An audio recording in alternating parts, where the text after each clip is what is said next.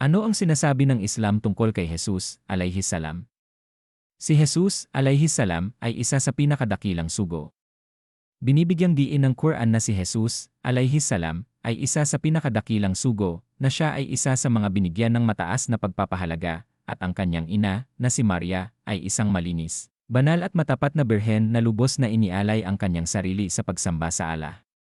Sa pamamagitan ng pagtitiwala ng Allah, isinilang niya si Jesus pagkatapos ng kanyang mahimalang pagbubuntis, nang walang isang ama. Ang kanyang pagkakahawig sa ganitong kalagayan ay katulad ni Adan, na nilikha ng Allah ng walang ama o ina.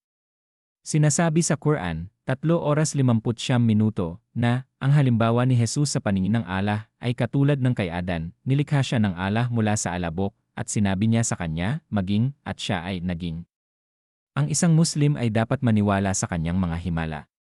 Naniniwala ang isang Muslim sa mga himala na ginawa ni Jesus sa pamamagitan ng pahintulot ng Allah, tulad ng kanyang kakayahang pagalingin ang mga ketongin at bulag, pagbuhay ng mga patay at pinabatid sa mga tao kung ano ang kanilang kinain at itinatago sa kanilang mga tahanan, lahat ng ito ay sa pamamagitan ng pahintulot ng Allah.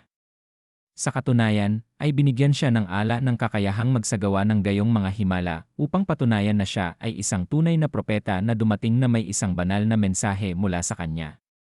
Ang Ebanghelyo, ang banal na aklat, ay ipinadala sa kanya.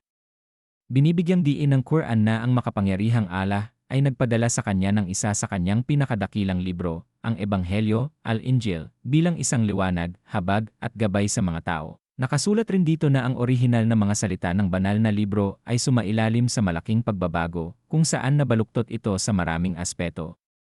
Siya ay isa lamang tao na walang banal na katangian o kahit ano paman. Ang Islam ay nagpapahayag na si Jesus, alayhis salam, ay isang tao lamang na pinagpala ng Allah sa pamamagitan ng pagpapadala sa kanya upang gabayan ang mga anak ng Israel at pinagkalooban siya ng maraming mga himala. Sinasabi rin dito na wala siyang mga banal na katangian at hindi dapat sambahin. Tulad ng sinasabi sa Quran, 43:50, siya ay isa lamang alipin na pinagkalooban ng aming mga pagpapala at kung saan ginawa namin na isang halimbawa para sa mga anak ng Israel.